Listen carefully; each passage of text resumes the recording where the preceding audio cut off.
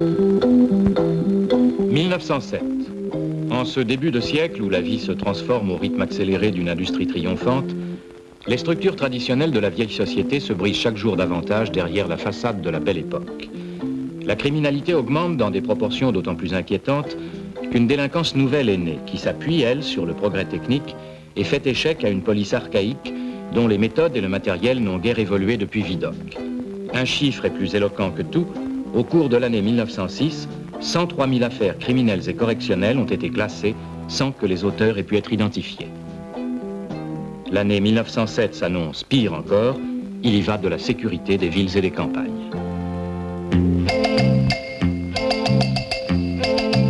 Monsieur Clémenceau, vos flics maintenant sont devenus des cerveaux incognito. Ils ont laissé leur vélo, leurs chevaux. Pendant ce temps-là, dans les romans, certains nous racontent comment faire un casse tranquillement pour tuer le temps. Je voudrais les y voir à notre place pour ne pas en prendre pour 20 ans.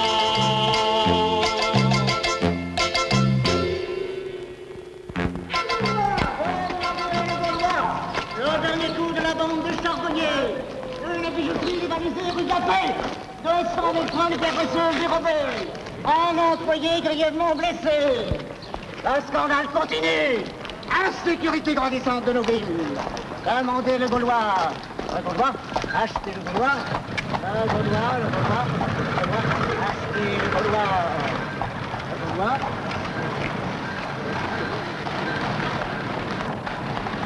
Demandez le Gaulois. Le Gaulois. Demandez le Gaulois. Le dernier coup de la bande des charbonniers. Une bijouterie dévalisée rue de la Paix. 200 000 francs de pièces dérobées. Un employé grièvement blessé.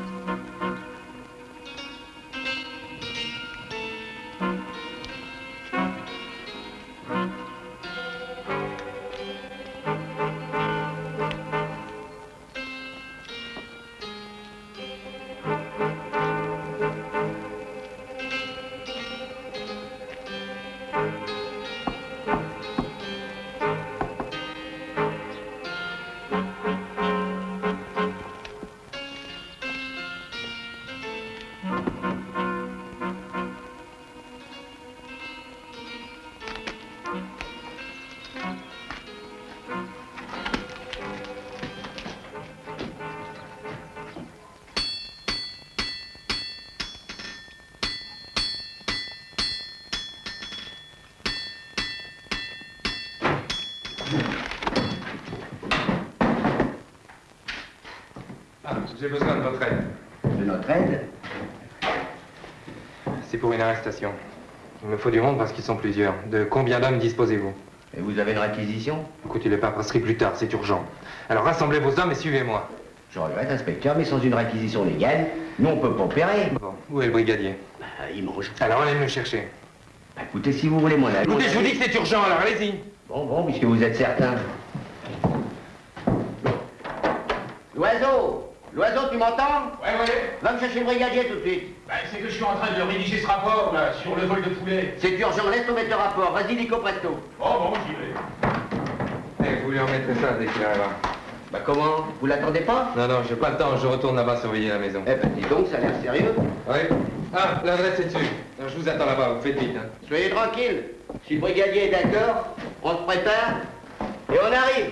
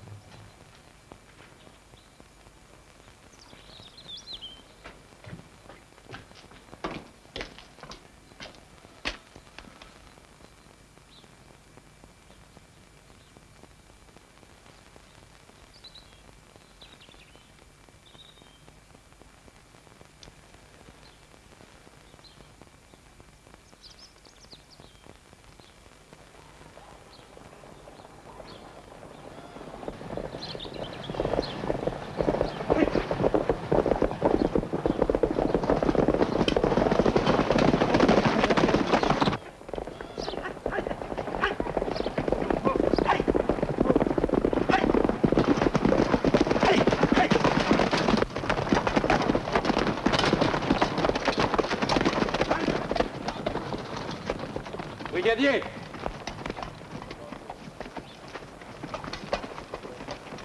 Brigadier Desroches, vous avez un ordre de réquisition? Non, mais les bandits sont là, il faut faire vite. Qui à vous autres? Ils vous ont entendu venir. Il s'agit des charbonniers. Les charbonniers. Ce n'est pas régulier, vous êtes sûr de votre fête au moins? Tenez mon cheval. Écoutez, ça fait 2 mois que je m'occupe de cette bande. Et pour la première fois, le hasard me met sur leurs traces. Alors régulier ou pas, l'important c'est de les attraper. Allez, venez. Attendez-moi là, vous autres. Nous allons constater par nous-mêmes.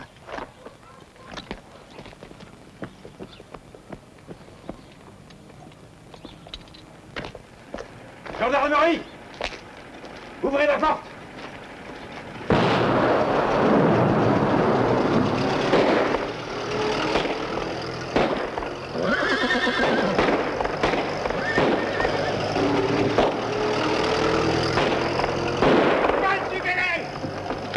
Bougez-moi, je poursuis!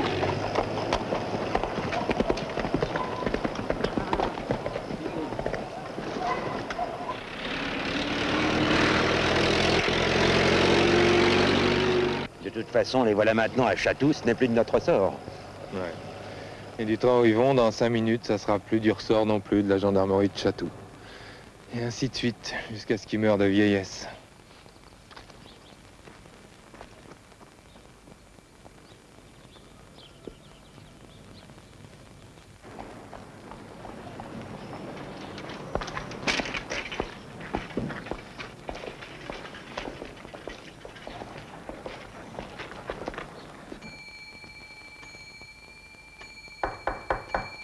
Entrez. Bonjour, Valentin. Bonjour, monsieur. Asseyez-vous. Alors, et cette bande des charbonniers du nouveau? C'est nouveau, oui. Le type que je suivais m'a filé sous le nez dans une torpédo. Ah, c'est fâcheux. Fâcheux. Et je suppose que nous n'y pouvons rien. Je ne vous fais aucun reproche, Valentin. Moi si, figurez-vous.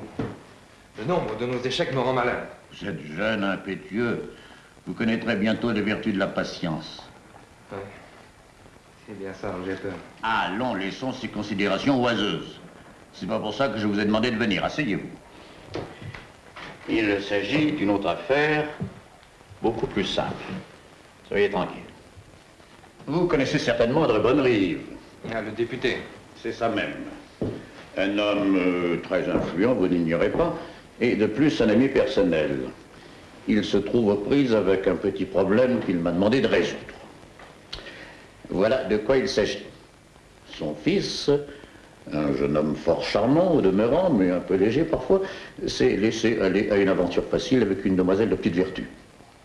Hélas, la jeune personne est tombée enceinte de ses œuvres, prétend-elle.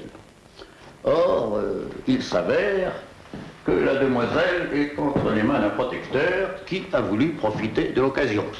Bref, un petit chantage fort désagréable dans la position de Bonnery. Ah oui, je vois. Un service qu'on se rend entre gens du monde. Entrez! C'est les journaux, monsieur le directeur. J'ai pensé que vous étiez l'homme de la situation. Posez-les là.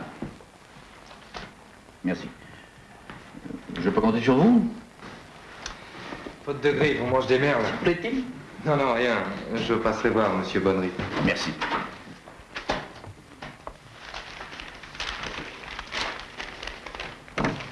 Oh, mon Dieu. Quelle époque.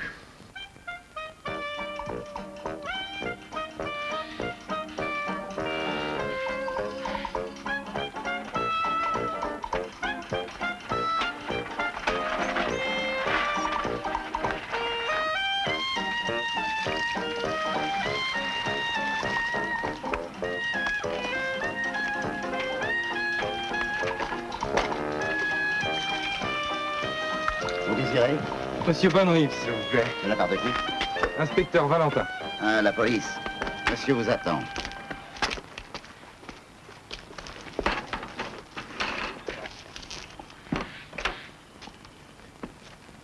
Prenez donc un cigare. Non, merci, monsieur le député. Avec tort. Une véritable Londaise. Vous me direz, qu'allait-il faire dans cette galère? Ah, nous avons tous été jeunes. Enfin, moi. Vous l'êtes encore. Et je crois même avoir fait pire que lui, à son âge. Seulement moi, j'avais la chance de ne pas avoir un père député. Voyez-vous pouvoir faire entendre raison à cet individu? Légalement, le chantage est puni d'emprisonnement. Oui, certes, oui. Mais je préférerais une action un peu moins spectaculaire. Au besoin, je serais disposé à verser à cet homme une certaine somme, à condition, bien entendu. Je ne pense pas que ce soit une bonne idée. Écoutez, mon cher, cette somme, je l'avais déjà prévue, de toute façon. Je vous en userai à votre guise. Ah, après tout, vous me rendez là un service personnel. Ah non, pas moi, monsieur Sivelle. Oui, enfin, vous me comprenez. Non, je ne vous comprends pas. Excusez-moi, je ne voulais pas vous offenser. Puis-je vous dire un mot, à mon tour? Je vous en prie. Qu'est-ce que vous pensez de la police? Eh bien, que c'est une institution très estimable et... Et totalement inefficace. Je sais que la presse n'a pas été très tendre avec vous ces derniers temps, mais croyez-moi... Eh bien, la presse a raison, monsieur. Nous ne sommes plus à même d'accomplir notre mission. Excusez-moi, je ne vois pas très bien... Je pensais qu'il était de mon devoir d'en informer un des représentants du peuple. Soyez assuré, mon cher, que mon groupe et moi sommes parfaitement conscients de vos difficultés. Et lors du vote des crédits, nous avons toujours... Oh, il ne s'agit pas simplement de crédit. Oui, oui, bien sûr. Voyez-vous... Monsieur, excusez-moi, mais vous avez rendez-vous dans 20 minutes chez le garde des Sceaux. C'est ma foi vrai. Enchanté d'avoir fait votre connaissance, inspecteur. Et pensez à notre petite affaire. Vous m'obligerez. Rafa, c'est le nom de notre homme. Rafa.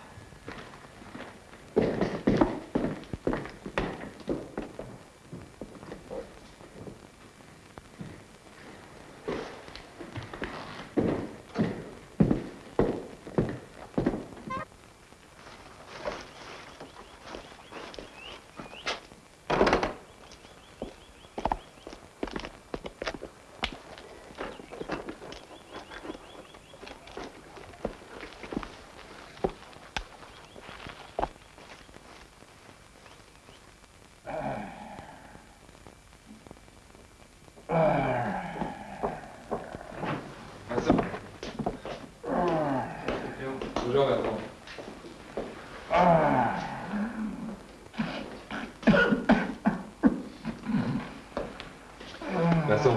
Quoi? Qu'est-ce qu'il y a? Ah, c'est toi, Valentin. Tu m'as fait peur.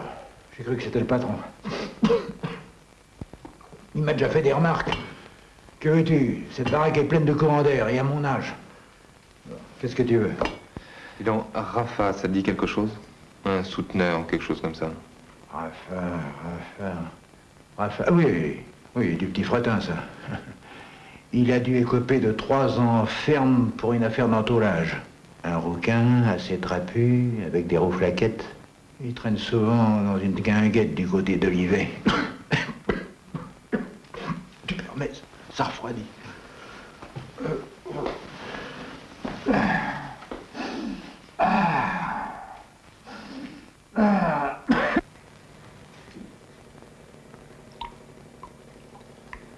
À toi de choisir, Rafa.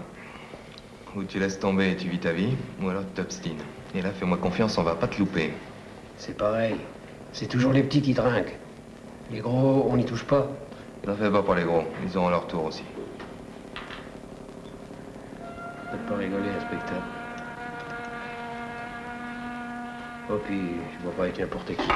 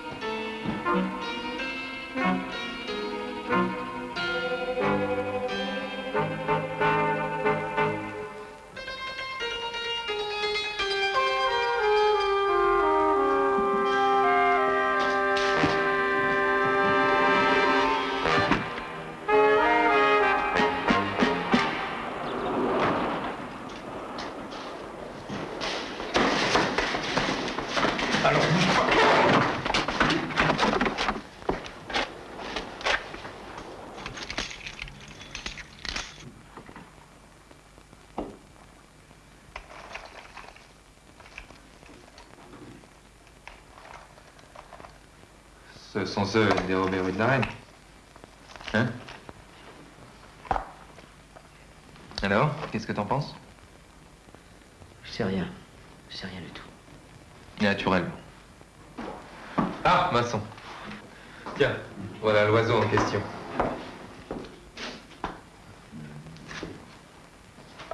Boliche. Étienne Boliche. Je me souviens très bien. Une histoire d'Ursel il y a 6 ou 7 ans. C'est gentil, tu me fais un rapport sur les détails qui pourraient te revenir. Entendu. Alors, Boliche, qu'est-ce qu'on raconte? Si tu me parlais un peu de la bande des charbonniers. Le type avec qui tu avais rendez-vous, qui est-ce?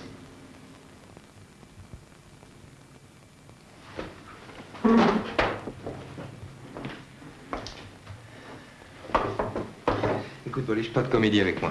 Tu vas pas te faire croire que je te fais peur à ce point-là. C'est pas de vous que j'ai peur. Enfin, ici, tu risques rien. Si jamais je parlais, il saurait bien me retrouver. Ou que je serais. Même en prison. Boliche, un peu de bon sens. Et si tu parles maintenant, tu nous permets de les coincer, et ils ne peuvent plus rien contre toi. Les coincez, vous? Allons, monsieur l'inspecteur, soyons sérieux. Moi, je dis pas ça pour vous, personnellement. Je parle de la police, en général. Vous savez très bien que vous ne pouvez rien faire contre eux. Ils sont 100 fois plus forts et mieux organisés que vous. Écoute, Boliche, pour l'instant, je n'ai besoin que d'une chose. Que tu répètes ce que tu viens de dire quand je te le demanderai.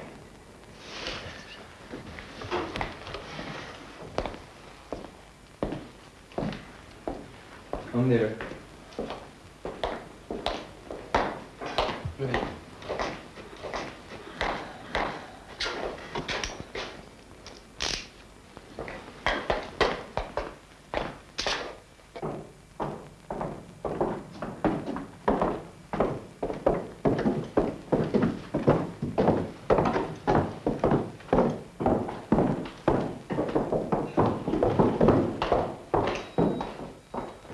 Alors, Bolich, toujours pas changé d'avis? Allez, monte là-dedans, on va te faire visiter tes nouveaux appartements. À la santé. À la santé, oui. Il n'y a que 2 hommes pour m'accompagner. Qu'est-ce qu'il te faut, la garde républicaine? Allez, monte là-dedans. Tu risques rien, hein. Rien. C'est vous qui le dites. T'en fais pas, va. Tu veux aussi. Mais c'est pas pour tes beaux yeux, Bolich. Question de principe. Allons-y.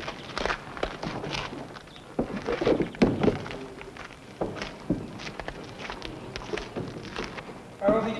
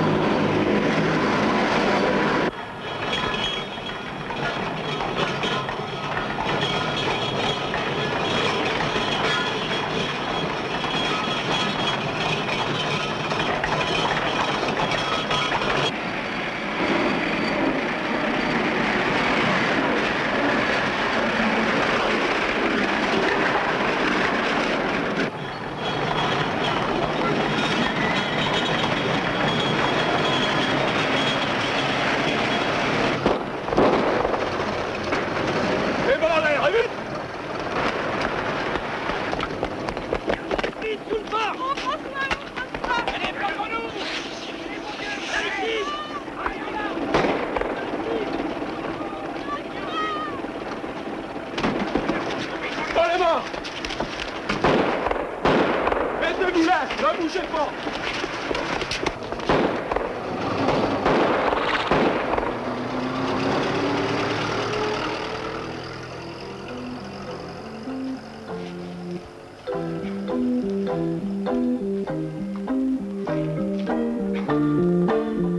Cet attentat spectaculaire fut la goutte qui fit déborder le vase. De tous côtés, des voix s'élevèrent soudain pour réclamer des mesures énergiques. C'est alors que le 28 février 1907, le député André Bonnerive fit une interpellation remarquée à la Chambre. La réponse du gouvernement ne se fit pas attendre. Le 4 mars, Georges Clemenceau, ministre de l'Intérieur, publiait le premier d'une série de décrets qui mettaient sur pied un corps de police d'une inspiration inédite, les brigades mobiles. Une ère nouvelle commençait. Bienvenue. Et j'attacherai dorénavant du prix à ce que... Entrez. Vous vouliez me voir, monsieur? Oui. Je me suis laissé dire que vous souhaitiez votre mutation dans ces brigades mobiles. Ah. Est-ce vrai ou non? Oui, c'est vrai, monsieur. Ah, tant mieux. Vous m'évitez un impair, car j'ai cru bien faire de vous proposer. Voici votre mutation. Vous vous présenterez demain matin au commissaire divisionnaire Fèvre, au siège de la première brigade mobile. Merci, monsieur. Ne me remerciez pas. Vous ne savez pas ce qui vous attend. Fèvre est un homme d'action comme vous, mais un vrai porc épic. Ah, c'est votre affaire. Je vous souhaite bonne chance, Valentin.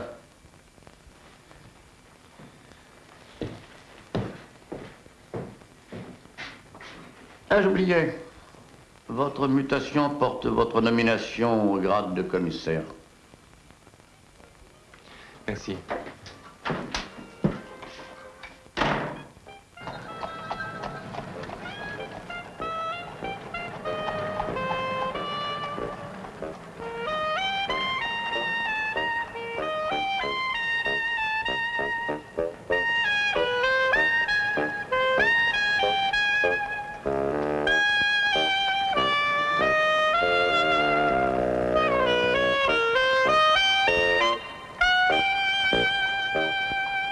Quel bureau tourne bien, mon vieux. Je vous souhaite du plaisir. Pourquoi ça? Comment, vous connaissez pas le patron? Alors, vous savez comment on l'appelle? Le dompteur. Entrez directement, vous frapperez au fond. Bonne chance quand même. Merci. Pas nécessaire cet après-midi.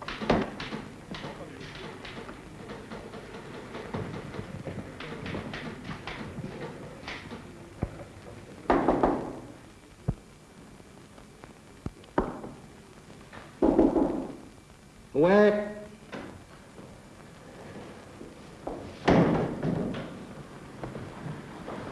Inspecteur, commissaire Valentin. Commissaire. L'avancement un petit peu rapide, on dirait. Asseyez-vous. Vous venez de la PJ? Oui, monsieur. Vous croyez peut-être que c'est une référence? Vous ferez le doigt dans l'œil, jusqu'au coude. 0 multiplié par 0, voilà ce que je pense de vous et de vos pareils. Ouais. Et où allez-vous? Si vous pensez vraiment ce que vous dites, il est inutile de perdre notre temps. Ce que je pense ne vous regarde pas. Asseyez-vous.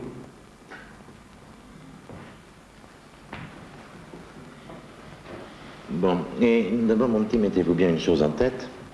Fini les vacances. Ici, vous allez apprendre à travailler. Vous me comprenez, j'espère. À première vue, elle semble présenter une identité apparente. En fait, aucune empreinte ne trouve au monde sa semblable. C'est cette constatation qui a servi de base à tous les travaux des Berthier. Et cette poudre extrêmement fine et adhérente va permettre de nous les révéler sur les parties lisses des objets où elles ont été apposées. Vous imaginez l'intérêt capital de ce procédé pour l'identification criminelle. Il suffira d'établir un catalogue des empreintes, un fichier central des criminels connus, et de comparer avec ce fichier les empreintes relevées lors d'un vol ou d'un crime. Cette touche permet le retour en arrière, et celle-ci donne les majuscules. Moi, ce que je vois pas, c'est l'avantage de ça sur la plume et l'encrier, monsieur. Asseyez-vous et tapez tout ce que vous voulez.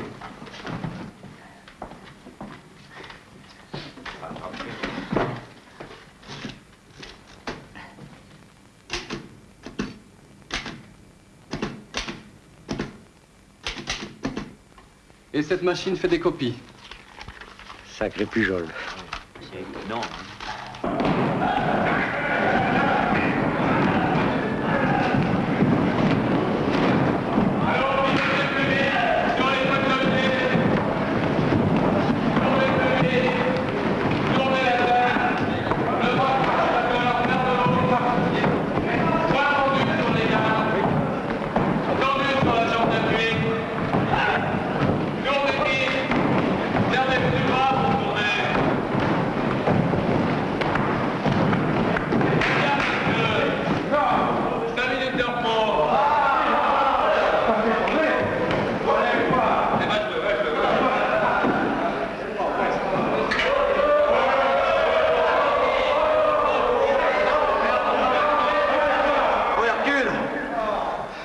Mettre un peu en sourdine pendant la pause. Je t'ai déjà dit plus de 20 fois que je m'appelle Terrasson. Eh oui, on sait, Terrasson, le colosse de Rodez. Et alors, t'es jamais fatigué, toi, hein? Ce qui me fatigue, ce sont tes boniments, tu vois. Bravo, messieurs. Joli spectacle, hein? Vous faut-il aussi des chaises longues? En place, messieurs. Allons.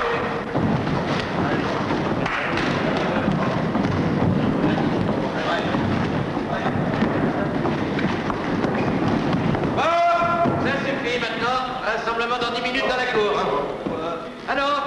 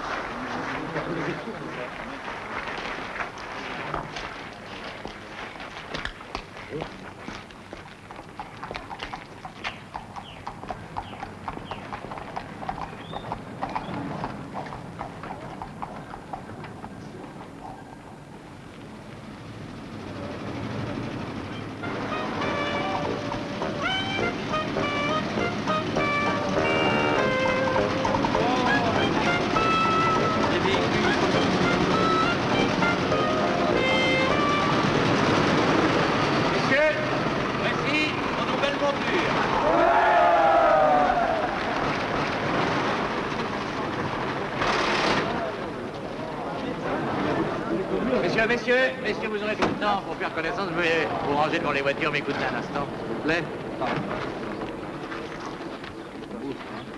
Bon, mes amis, vous voilà armés, équipés, organisés, comme n'a jamais été service de police judiciaire. Maintenant, vous n'avez plus d'excuses. Dans mon service, je n'admettrai aucun fiasco. Il me faut des résultats. Valentin, par ici. Et quant à vous, je vous charge de la bande des charbonniers. Pujol, Terrasson? Monsieur. Vous le seconderez. Je mettrai à votre disposition tous les moyens nécessaires, mais attention, hein. Il me faut leur peau dans les plus brefs délais. Bien compris. Débrouillez-vous comme vous voulez. Hein. Ce sera votre première victoire. Votre dernier échec. Eh ben dis donc, les charbonniers, on va pas s'amuser. Hein.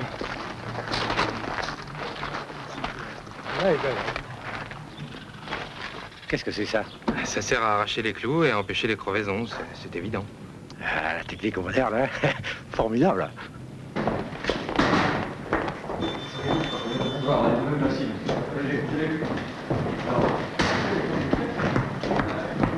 Ça va? Parfait.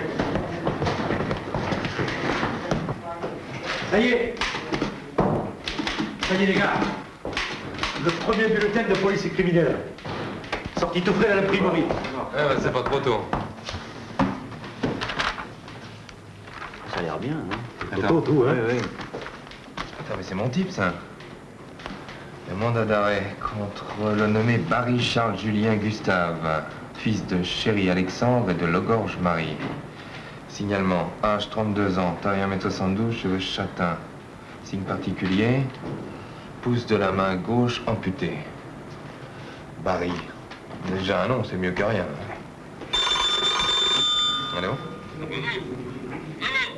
Mes compliments, Valentin. Je vous ai donné une mission, c'est d'arrêter la bande des charbonniers. Pendant que vous grigotez votre pas passé, la bande des charbonniers vient d'attaquer une banque en plein jour et en plein Paris.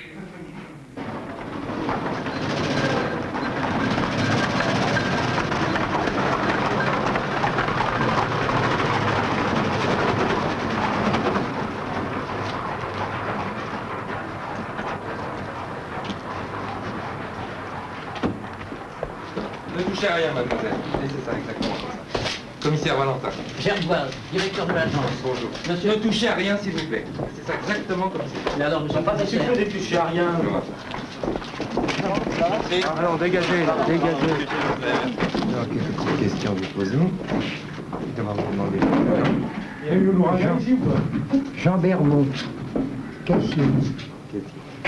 Combien était-il? Mais enfin, monsieur le commissaire, que fait-il? Pourquoi ces photographies? J'ai interdit aux journalistes... Ne vous inquiétez pas, c'est pas pour la presse. Mais alors c'est pourquoi? C'est pour l'enquête. Regardez, la photo permet de fixer des détails que la mémoire humaine risquerait d'oublier. Ah, prévenez vos employés que j'aurai quelques petites questions à leur poser. Hein. Parfait. Quelle heure était-il? 15h15, 15h20 environ. Vous verrez peut-être tout à l'heure pour quelques petits détails supplémentaires. Bien. Merci. Vous êtes gentil, vous me débarrassez de tout ça. Chaud. Venez voir le commissaire. Votre nom? René Chauve. Expliquez-moi ce que vous avez vu. Au fait, je n'ai pas vu grand-chose, j'étais dans la pièce du fond. J'ai vu seulement qu'ils étaient 4, la figure barbouillée de noir. C'est tout. C'est tout. Merci.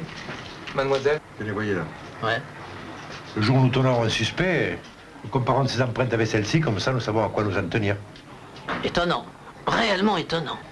4 hommes, dites-vous. Vous vous rappelez leur visage? Non, ils avaient tous la figure barbouillée de charbon. Ouais, évidemment. Tout ce que je peux vous dire, c'est qu'ils avaient l'air de rudement bien connaître les lieux. Ils savaient exactement où tout se trouvait. À croire qu'ils étaient de la maison. Bien, je vous remercie. Mademoiselle, s'il vous plaît. Mademoiselle? Oui, vous. Rapprochez.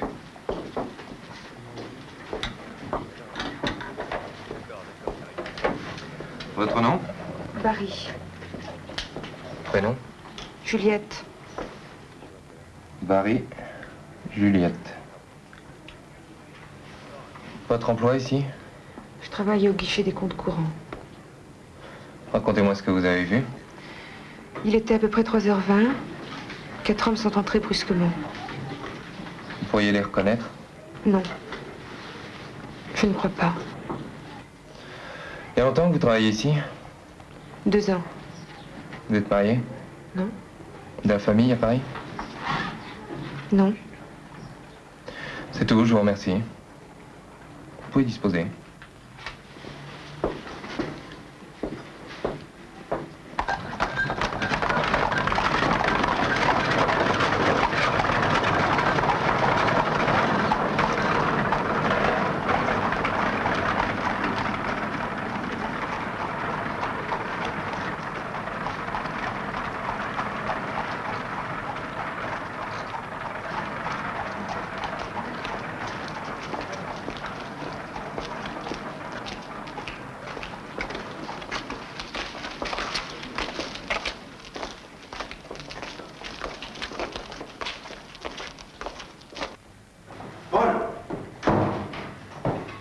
Voilà tout ce que j'ai pu glaner sur elle.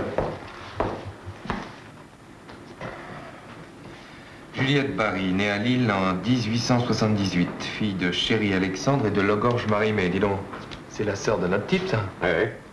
Et on parle d'elle partout comme d'une employée modèle. Entrez. Commissaire Valentin? Oui, c'est moi. J'ai une commission pour vous, de la part de l'inspecteur Pujol. Il vous attend à cette adresse. Merci, gardien.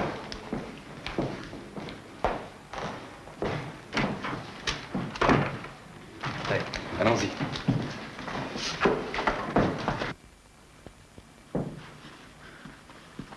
Bon Dieu, tu comprends pas, hein? Je veux savoir tout ce qu'ils t'ont demandé. T'as compris tout et aussi ce que t'as répondu. Mais je t'ai tout dit, Charles. Je te jure que je n'aurais pas parlé de toi. C'est sûr, ils se doutent de quelque chose, hein? C'est que toi, si j'ai un petit conseil à te donner, c'est de continuer à la boucler. Hein?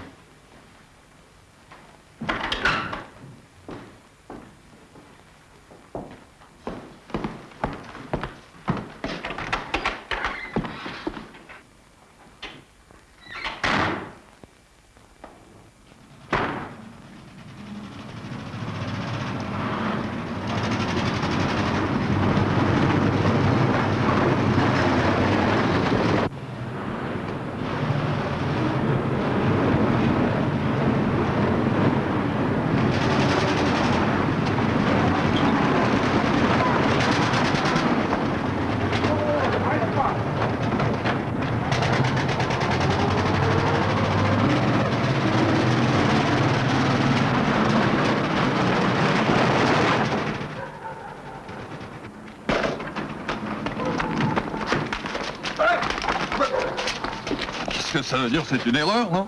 Allez, ouais, enfin, vous n'avez pas le droit de faire un honnête citoyen! Un citoyen armé, en tout cas. Allez, ça va.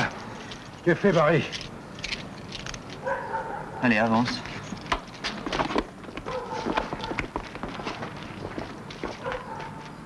Regarde l'objectif, Barry. Objectif? Bah, en face, regarde l'appareil. Bon, tourne-toi maintenant. Plus haut la tête, plus haut. C'est fini. Viens. Viens ici, Barry. Donne-moi ta main. Qu'est-ce que c'est que ça? T'occupe pas, tu verras bien.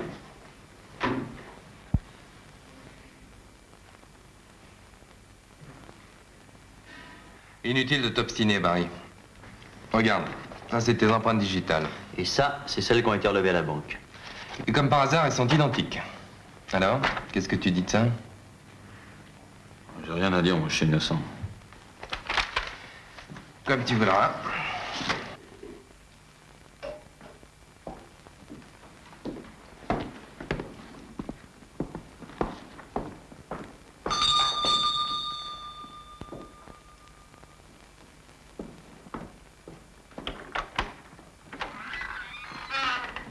Mademoiselle, puis-je entrer?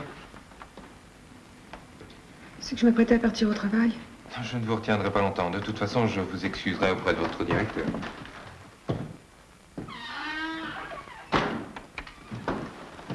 Qu'est-ce que c'est? C'est pour moi. Entrez.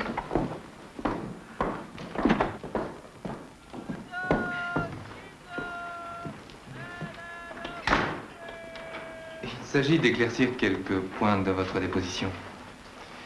Êtes-vous sûr de n'avoir reconnu personne parmi les agresseurs? Non, personne. Voulez-vous du café? Non, non, merci.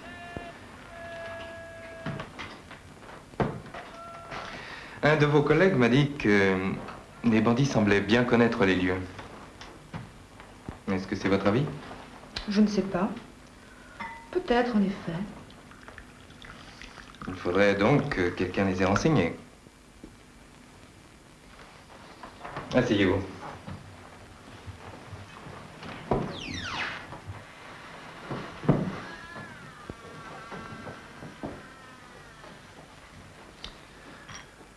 Mademoiselle, nous avons arrêté votre frère hier soir, quand il sortait de chez vous.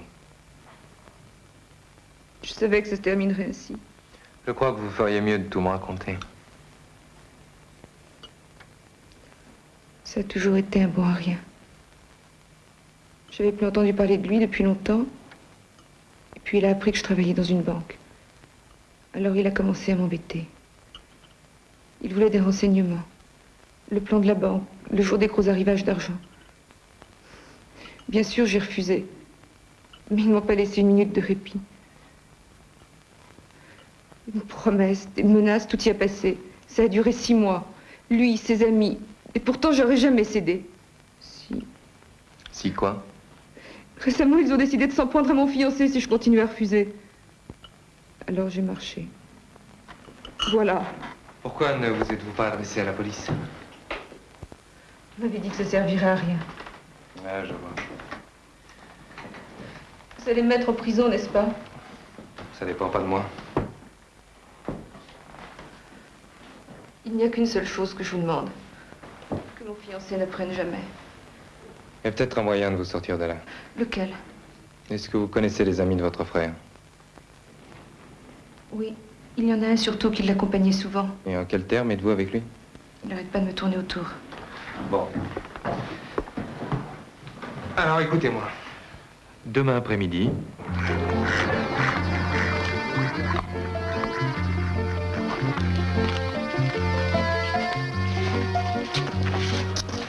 tiens, mais c'est mademoiselle Juliette, ça. Bonjour, monsieur Louis. Ah, quelle surprise. Assieds-toi. Alors, comme ça, on vient me voir. Oui. Ah. On va transformer ma tigresse en colombe, hein. Dis donc, si on allait faire un tour en canot tous les deux, hein. Plus tard. J'ai une commission d'auteur de la part de mon frère. Où il est Barry? Il se cache. Il a dû partir chez nous, à Lille, parce que la police l'avait repéré à cause de son doigt. On lui avait pourtant dit de pas retirer ses gants. Avant de partir, il m'a demandé de vous présenter un de ses amis qui a une proposition à vous faire. Ah? Et où il est, cet ami?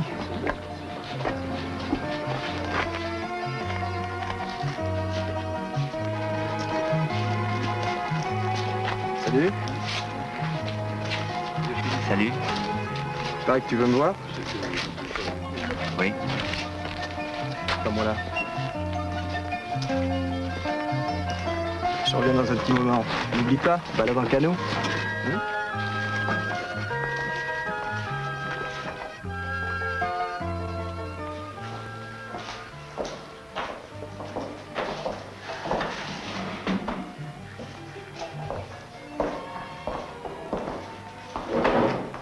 C'est toi. Je t'écoute. Je m'appelle Moinet. Je suis cocher dans une grosse raffinerie, en banlieue, au service des livraisons. Je suis toute la journée sur les routes avec mon fourgon, quoi. Et alors? Qu'est-ce que tu veux que ça me fasse à moi?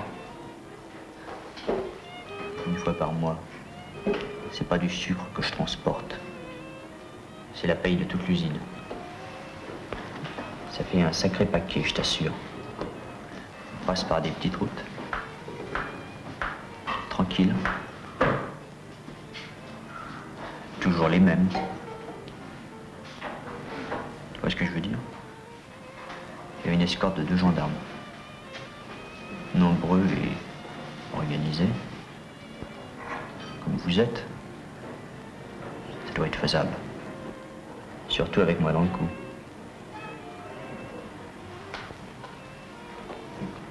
t'as connu Barry, toi?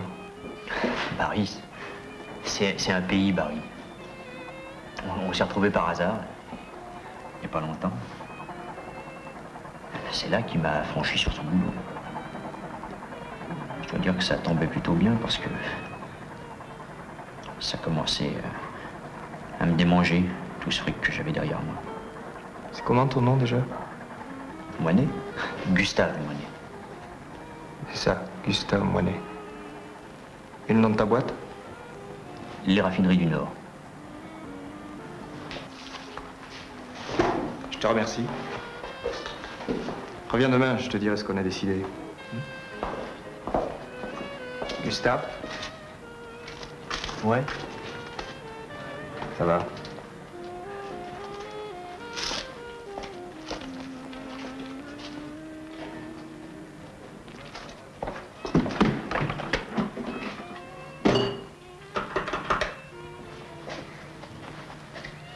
Alors, mademoiselle, je voudrais les raffineries du Nord, s'il vous plaît. Non, non, je connais pas le numéro. D'accord.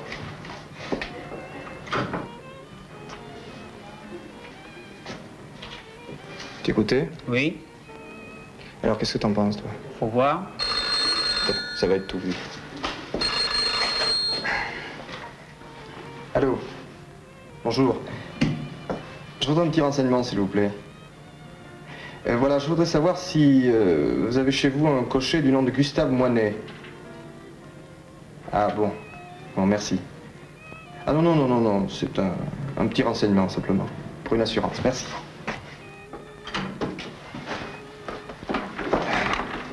Ça marche. D'accord, Valentin, vous aurez tous les moyens que vous voulez. Mais il me faut toute la bande. Vous entendez? C'est pour quand? Le 30. Non, je fais le nécessaire. Valentin, dites à Pujol de ne pas prendre trop de risques.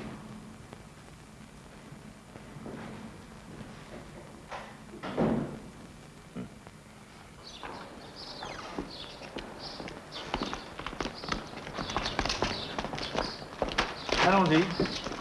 Allez. Ouvrez la porte, s'il vous plaît.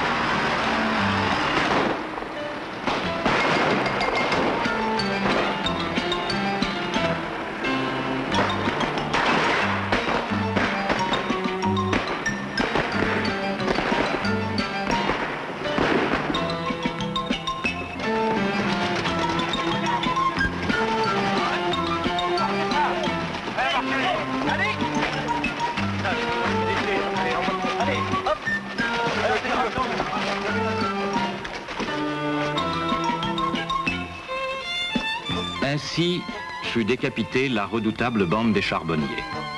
Un mois plus tard, il n'en restait plus rien. La première opération importante des brigades mobiles se soldait par un succès, et déjà, la presse baptisait ces policiers d'un nouveau style, les hommes du Tigre, en l'honneur de leur créateur Georges Clémenceau, le célèbre Tigre, comme eux,